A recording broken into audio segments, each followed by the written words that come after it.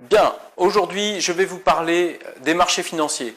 En gros, le sujet que je vais traiter maintenant, c'est comment analyser facilement, rapidement, sans connaissance réellement technique ou mathématique, comment je peux analyser des courbes de marché, savoir à quel moment je dois investir, à quel moment je ne dois pas ou je dois me désengager d'une action en bourse. La bourse, ça passionne les foules, ça passionne tout le monde, on a tous l'appât du gain, on l'a tous.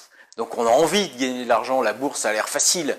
Bon, ça n'est pas c'est pas aussi évident que ça y paraît. Donc je vais vous donner 2-3 petites astuces qui vont vous permettre de bien vous positionner, en tout cas de mieux analyser, d'avoir un œil un peu plus averti que ce qu'on peut lire dans la presse ou sur les divers sites internet. Le premier outil que j'aimerais vous présenter, c'est les chandeliers japonais. Alors les chandeliers japonais, pourquoi on appelle ça un chandelier japonais? Parce que ça ressemble à une bougie, il y a un corps et il y a une petite mèche, en règle générale en haut et en bas. Ces petites mèches indiquent le plus haut et le plus bas d'une séance, et le corps, c'est le gros des volumes échangés sur une action, sur un marché financier. Donc si le chandelier est rouge, c'est que la tendance est plutôt baissière. On le voit, normalement le corps devrait se situer plutôt vers le bas par rapport à la séance précédente. S'il est vert et donc plutôt vers le haut, à ce moment-là, il indique une tendance haussière par rapport à la séance précédente. Le deuxième outil que j'aimerais vous présenter, c'est les moyennes mobiles. Alors les moyennes mobiles, qu'est-ce que c'est? Alors tout le monde connaît le principe d'une moyenne, on sait ce que c'est une moyenne. On prend une somme de chiffres et on en fait la moyenne. Une moyenne mobile, c'est exactement la même chose, sauf qu'on va la prendre sur une période. Et cette période, à chaque jour qui passe, ça se décale. Donc, ça veut dire que la moyenne est mobile.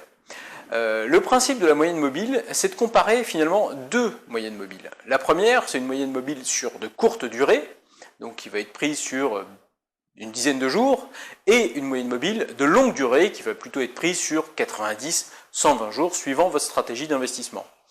Et l'analyse de ces deux courbes de moyenne mobile, va vous permettre de savoir si l'action va monter ou descendre. En gros, ça vous donne une tendance. Donc si la moyenne mobile courte, donc de courte durée, croise à la hausse la moyenne mobile longue, vous pouvez être sûr et certain que le marché, l'action va monter.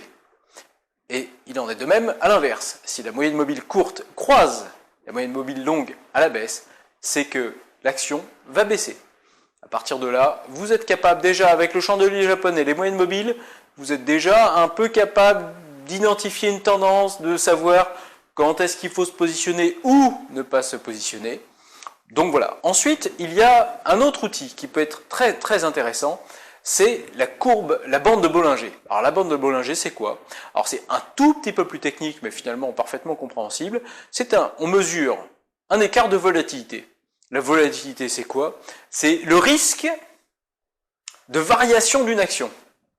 Donc la courbe de Bollinger, ça cadre finalement, ça entoure une séance, un cours d'action, et donc en fait, plus la courbe de Bollinger est resserrée, plus le risque est faible, et donc ou la volatilité est faible, et donc ça indique qu'il y a une situation de changement. S'il y a une situation de changement, ça veut dire que l'action va soit monter, soit baisser. Donc c'est souvent à partir de ce moment-là qu'il faut se positionner. Alors cet outil, cette bande de Bollinger est très utile si on la compare avec par exemple les moyennes mobiles, parce que du coup si les moyennes mobiles nous indiquent une tendance haussière et que la courbe de Bollinger, la bande de Bollinger est en train de se resserrer, c'est qu'il est en train de se passer quelque chose et que donc ça va forcément à un moment ou à un autre monter, je pense que c'est le bon moyen de se positionner sans trop de risques. Ensuite, il y a un autre outil auquel il faut corréler ces moyennes mobiles et cette bande de Bollinger, c'est le RSI. Le RSI, c'est quoi? Le RSI, c'est le rapport de force entre les acheteurs et les vendeurs. Alors le principe économique qui dit qui fait le rapport entre l'offre et la demande, ben, là c'est exactement pareil. Sauf que ça s'applique au marché financier. Évidemment, plus il y a de demandeurs d'une action sur un marché, plus l'action va monter, parce que la pression acheteuse va être forte. À l'inverse, moins les gens veulent d'une action, donc moins ils demandent, plus l'action va baisser. Et en réalité, le RSI va mesurer cet écart, ce ratio entre acheteurs et vendeurs. Ça veut dire quoi? Ça veut dire que plus la tendance est vendeuse, plus ça va être le moment d'acheter. Parce que ça veut dire que l'action va baisser, ça veut dire que l'action est au plus bas, ça veut dire que l'action va ensuite remonter. Ça, c'est une règle que j'ai oublié de préciser et qui est importante. Il y a deux notions qui sont vraiment importantes. C'est que sur les marchés financiers, les actions ne montent pas plus haut qu'un certain niveau et ne descendent pas en dessous d'un certain niveau. C'est comme un arbre. Les arbres ne poussent pas jusqu'au ciel et ils ne vont pas plus bas que terre. Donc c'est le même principe, exactement le même principe sur les marchés financiers.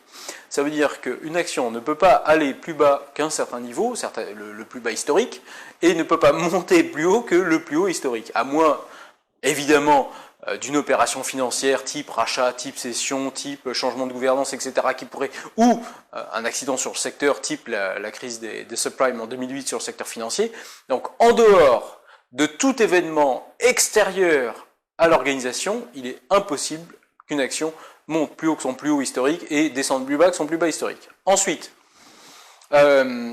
dernier élément, les derniers éléments dont je voulais vous parler, c'est aussi le momentum. Le momentum est lié finalement au RSI puisqu'il retrace la tendance du RSI. Donc c'est un outil qui est facile à lire puisque c'est une courbe qui est comme le RSI qui indique une tendance. Enfin, ce qui est intéressant, si vous êtes pour les plus experts d'entre vous, ce qui va être intéressant, ça va être d'essayer d'identifier une divergence entre les cours et le momentum.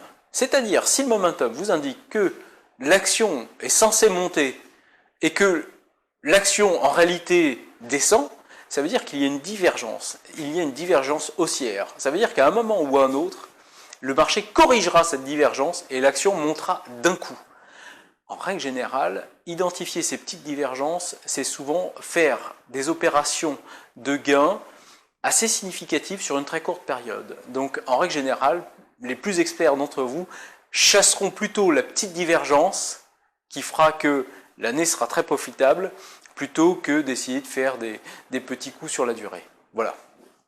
Merci d'avoir suivi cette vidéo.